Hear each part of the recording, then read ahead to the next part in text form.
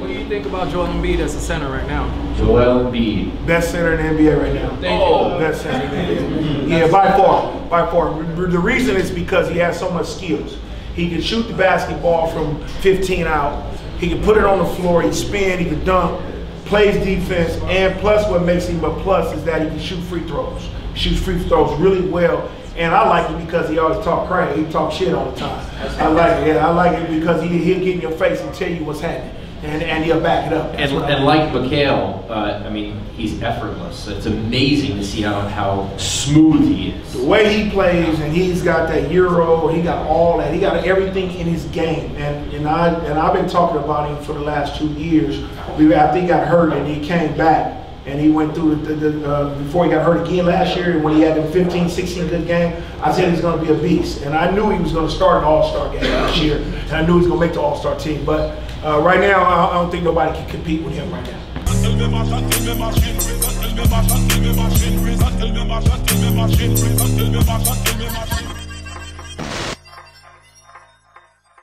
What's going on, guys? It's Draman. Today is my second day in LA for All-Star Weekend. Yesterday, guys, I'm telling you, I just did not have the time to record. I was running around. It was a super duper long day. I did not get a lot of sleep the night before because I had to get this video out, which if you haven't seen it, the top 10 sneakers of All-Star Weekend.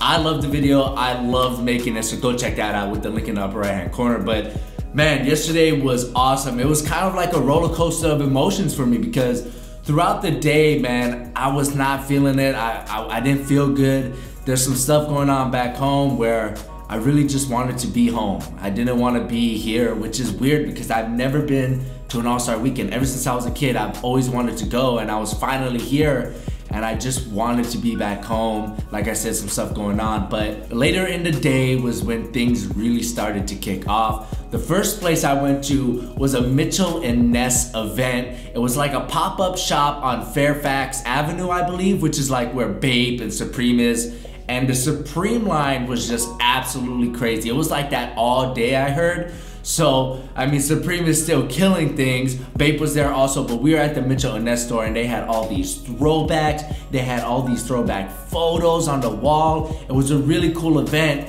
And Gary Payton himself, Oakland's finest and the only, I repeat, the only point guard to win the Defensive Player of the Year award. He was there. Darren Ravel of Slam interviewed him. There was also some opportunities to ask him questions throughout the crowd. 2004, what happened? This is a positive event here.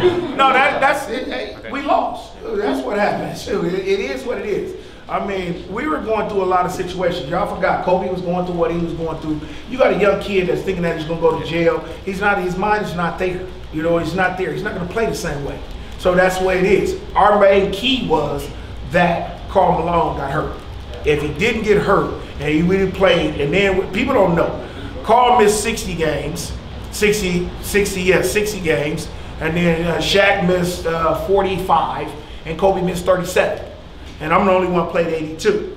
And we took a team that was off the bench and a lot of guys that wasn't pretty that good, and they wasn't supposed to play that much, me and Fish and Fox and all of them, and we got back into the playoffs. And we got into the playoffs, and then what we do in the playoffs, we won the West. So it was just one of them things that happened. We shouldn't have broke the team up, I know that. We should have let us come back and try to win it. But that was what Dr. Buss wanted to do. He wanted to go another route, and that's what happened. And then after the interview, Gary was kind of doing like meet and greets with a couple of the influencers.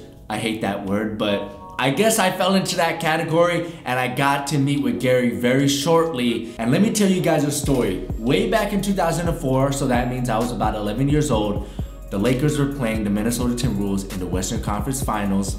And my stepdad at the time took me to the Lakers store. And I didn't have a Lakers jersey at this point, but I was a Laker fan my whole life. He said, yo, you can pick any jersey you want.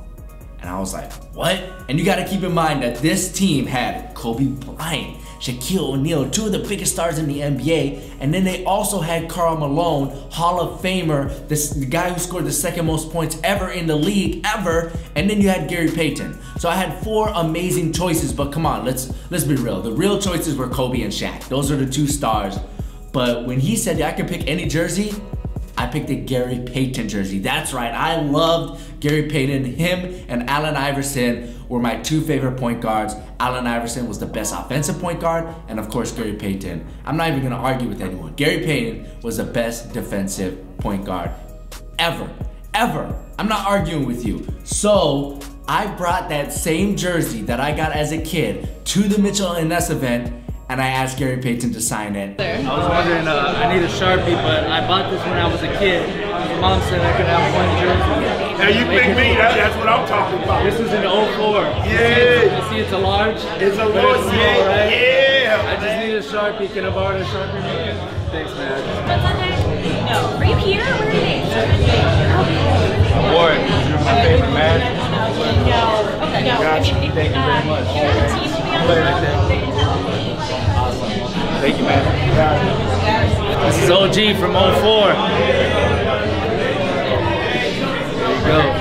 It was awesome, guys. Oh my, it made my day. I was just so overwhelmed. I was so happy. He was kind of shocked that I had the jersey. He's like, whoa. He said, and you picked me? He kind of like he didn't believe it. And I got the jersey right here. I got it hung up. As you can see, Lakers right there. And then Payton, and he signed it. Now I wore this jersey as a kid, so it was kind of weird for him to sign it, but this scribbly, scrabbly stuff here, that's Gary Payton's signature. I got it on tape. Man, that was an awesome moment for me. Like, I mean, I'm trying to put it into words, but man, you know, I was just so stoked. Mitchell Ness, thank you so much for putting on that event. And then Mitchell Ness also gave me right here a little gift box, and I open it, and there's got some stuff in there. You got the throwback 2004 NBA All-Star snapback, which is pretty cool. As you can see right here, it says 04 LA. And then the creme de la creme of the box,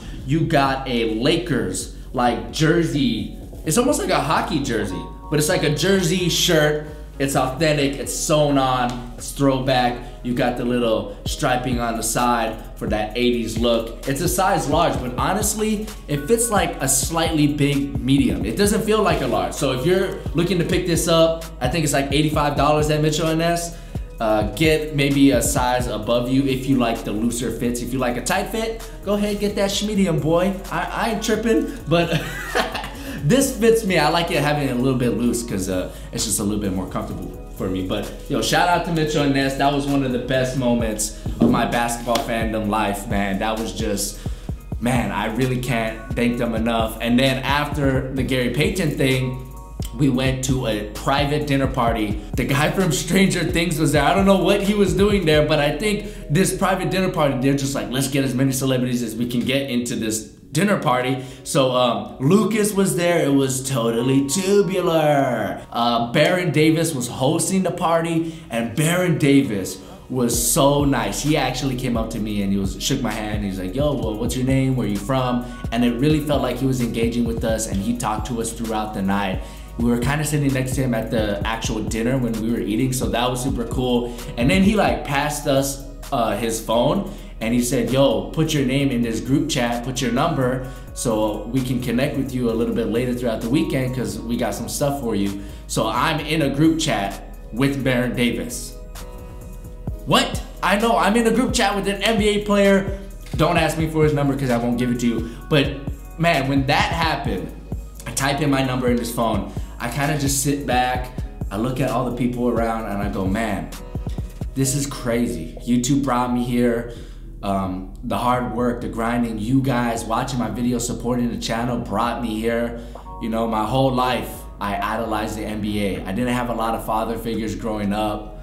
My biological dad left me when I was young. My stepdad, that didn't work out. So I looked up to these basketball players kind of like father figures, and they kind of like helped raise me. I idolized these guys. And now I'm here getting in a group chat with them. They're signing my kids' jerseys. Man, I was really living in the moment, and I just had an absolute blast. So thank you so much, Broadband TV. Thank you so much, NBA Playmakers, Baron Davis, Gary Payton, Mitchell and Ness. I can't thank you guys enough. Earlier in the day, I went to Hollywood and Highland Foot Locker, and I picked up the James Harden Volume 2s from Adidas. Now, I wasn't completely sold on this colorway. This was the best out of the 3 colorways that they did launch. In my opinion, this is the California Dreaming colorway. But the more I look at these, the more I'm digging them. This shade of orangish, pinkish color on the top is just really unique. So I'm excited to play in these. They felt pretty comfortable. I felt a little bit of bounce just walking around in the store with it. I don't want to wear these outside because not only does it have a white outsole, but I want to use this for a performance review, so I don't want to mess up the traction. But yeah, I'm really digging this shoe. My favorite part is the Black Boost midsole. Like, check it out. You just don't see Black Boost very often, so I had to pick these up, and I can't wait to see how they perform. I didn't really play in the Harden 1 very much. I played a couple games in them. It was my boys pair, but I just wasn't feeling the Harden Volume 1. I like how the 2 looks. I know that's kind of like a reverse take of what most of you guys think. You like the 1 and not the 2. I do kind of miss the premium materials of the 1, but I gotta say the materials on this aren't too bad itself. Could they be better? Yes, of course, like the Harden 1, but I'm actually digging this, so I can't wait to play in these. I'm planning on getting a bunch more sneakers. We'll see if I get lucky. The hype out here is real. That's pretty much all I have for this video. Stay tuned for more All-Star Weekend vlogs, videos, recaps, stuff like that. I want to thank you guys again for watching my videos, supporting my channel. I wouldn't be here without you guys, and that's real talk. I can't wait to get out there. I'm gonna go right now. I'm leaving the camera. No, I gotta bring the camera to record stuff. So in this video, we're gonna talk about the top 10 best All-Star sneakers of this year. We got a ton of heat to get through, so let's get started. Starting off the list at number 10, we got the All-Star colorway of the Nike KD 10. So this year, the NBA All-Star Weekend is being held in Los Angeles, and just